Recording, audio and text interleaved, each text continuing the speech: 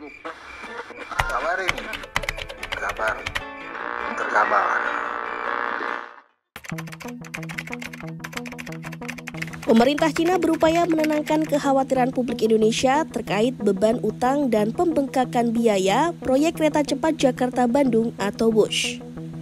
Melalui pernyataan resmi, juru bicara Kementerian Luar Negeri Cina, Guo Jiakun, menegaskan bahwa proyek tersebut tetap memberikan manfaat sosial dan ekonomi yang signifikan bagi Indonesia meskipun menghadapi tekanan finansial.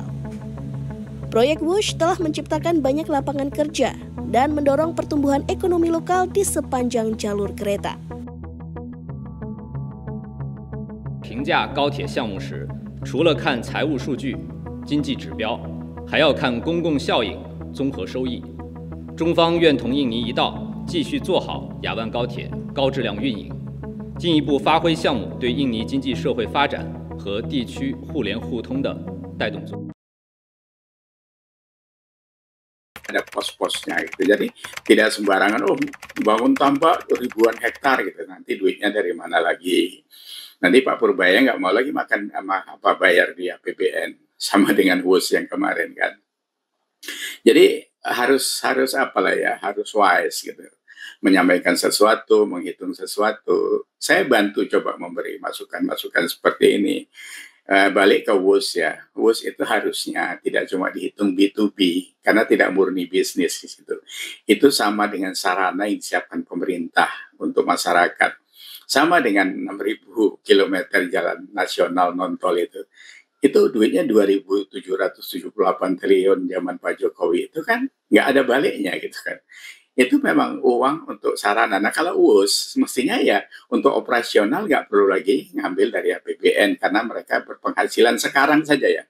Mereka sudah berpenghasilan 114 miliar per bulan. Ongkos biaya operasional 83 miliar kan cukup. Tapi utangnya kepada China, kepada yang lain-lain ya diambil dari APBN dan antara atau mana saja itu ya uangnya Indonesia gitu. Toh yang berutang itu ya tetap Indonesia. Ya, jadi tidak perlu bengok-bengok seperti itulah gitu.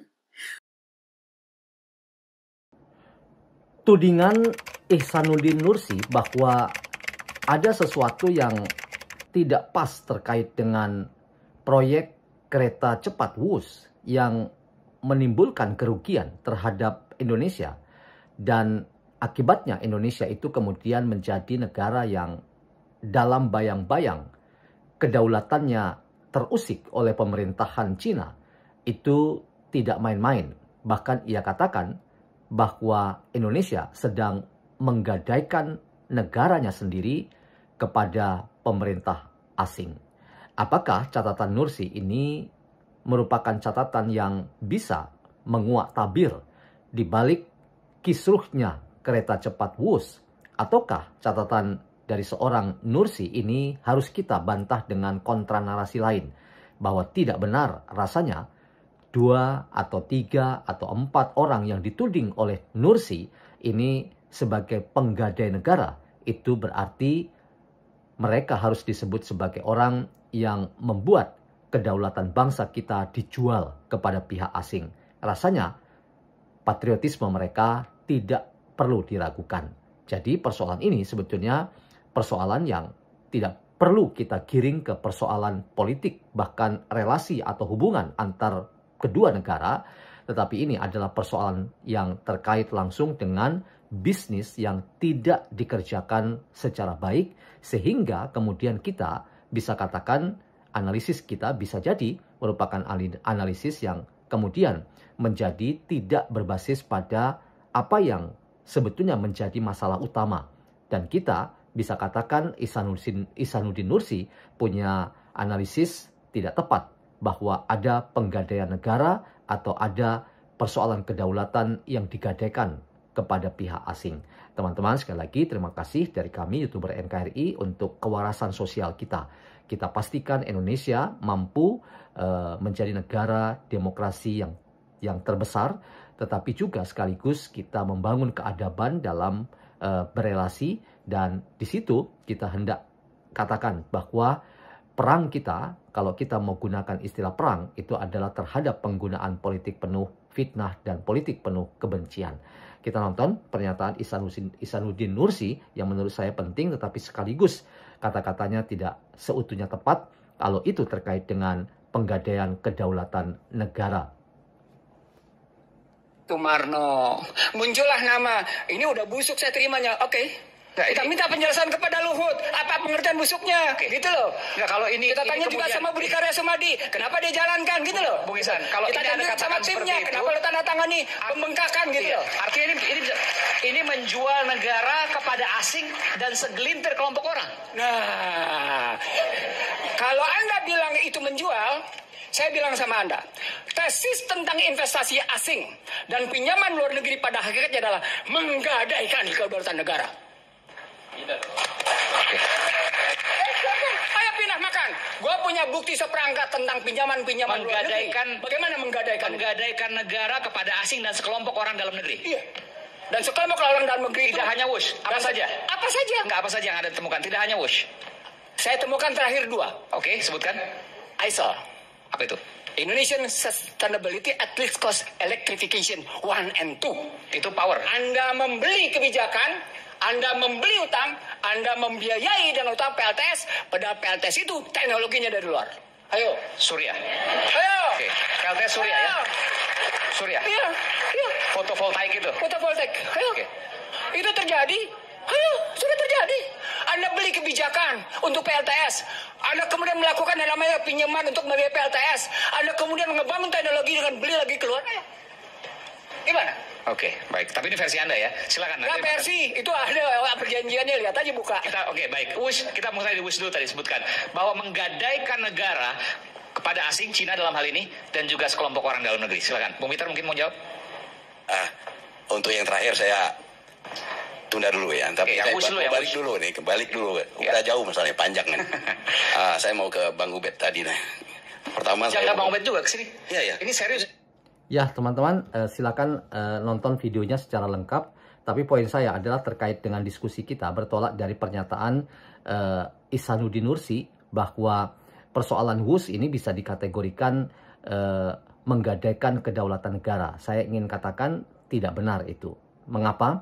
Karena orang-orang yang ia sebut seperti Rini Sumarno, Budi Karya Sumadi, apalagi Luhut Binsar Panjaitan, apalagi kemudian kita menyebut misalnya ujungnya, misalnya Jokowi, adalah tidak mungkin rasanya mereka kemudian bisa kita tuding dengan tudingan sembarangan sebagai orang yang harus disebut sebagai orang-orang yang bertanggung jawab terkait dengan penggadaian kedaulatan negara. Nah, inilah menurut saya teman-teman sebuah halusinasi yang berbasis pada pura-pura itu bersifat ilmiah, tetapi itu semua bersifat prasangka. Nah, dalam filsafat teman-teman, kita harus membedakan secara serius apa yang disebut dengan prasangka atau prejudice, kemudian pre-understanding dan understanding. Nah, kita itu dibolehkan punya prapaham. Nah, tetapi prapaham itu atau pre-understanding itu adalah sesuatu yang wajar dan normal untuk tibanya kita kepada pemahaman. Jadi pemahaman itu hanya mungkin kalau ada prapaham. Jadi understanding itu hanya mungkin kalau ada pre-understanding.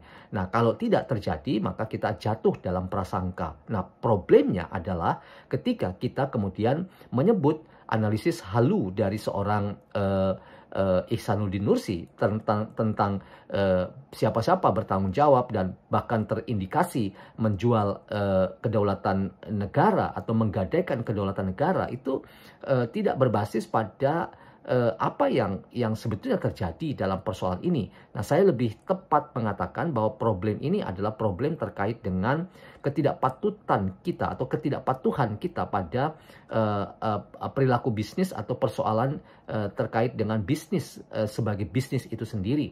Nah, kita kalau paham tentang itu, maka kita menjadi orang yang bisa mengatakan ini adalah persoalan yang murni. Kalau kita mau sebut ini kerugian, maka ini adalah kerugian yang terkait dengan bisnis. Bahwa kita atau pemerintah Indonesia mungkin bisa dianggap sebagai pemerintahan yang yang pelaku-pelaku dari bisnis di balik kereta cepat Wush ini tidak bekerja dengan performa terbaik mereka dan memberi celah dari studi kelayakan yang tidak dikerjakan secara baik, dan karena itu kemudian studi kelayakan ini bisa dikangkangi, dikong-kali-kongi, maka semuanya ini menjadi celah yang sangat luar biasa untuk terjadinya apa yang saya ingin katakan sebagai potensi kerugian negara. Dan karena itu misalnya Purbaya Menteri Keuangan itu telah mengatakan ya dalam kalimatnya bahwa tidak akan membayar ini karena keuntungan itu masuk ke pengelola dari kereta cepat Wush, tetapi ketika harus membayar tunggakan membayar jatuh tempo, ini kemudian harus pemerintah yang membayarnya. Jadi ini perlu ada mekanisme yang ada di internal pemerintahan agar ini bisa dikendalikan cepat dan tidak kemudian menjadi isu yang liar yang kemudian memojokkan pemerintahan yang dipimpin oleh Presiden Prabowo Subianto. Dan apa yang dikatakan oleh Nursi tadi bahwa pemerintahan baru itu selalu benci pada pemerintahan lama, mungkin itu cara-cara pandang lama dan kampungan. Karena apa? Karena pemerintahan ini adalah pemerintahan kelanjutan, dan ide besar tentang pemerintahan adalah kelanjutan dari sebelumnya. Ini adalah sebuah cara untuk menerjemahkan bahwa ketika sesuatu yang baik sudah dikerjakan, maka tidak boleh atau tidak perlu melakukan pekerjaan ulang dari nol lagi. Nah, inilah menurut saya jauh lebih rasional dan tepat agar program apapun itu memang memberikan dampak yang luar biasa bagi rakyat. Jadi bukan kita kerjakan dari nol lagi lalu kemudian kita seolah-olah karena dikerjakan dari nol kemudian kita merasa bahwa prestasi ini adalah prestasi dari pemerintahan yang sedang kita pimpin. Nah, Presiden Prabowo tidak setuju dengan kalimat itu. Karena apa? Karena ia merasa bahwa pemerintahan ini adalah kelanjutan karena ada yang baik dari pemerintahan yang lama, di mana Presiden Prabowo itu juga adalah bagian dari pemerintahan di masa Presiden Joko Widodo. Jadi kembali ke topik kita, tidak benar Ihsanuddin Nursi katakan bahwa persoalan kereta cepat Wush itu sama dengan penggadaian kedaulatan negara.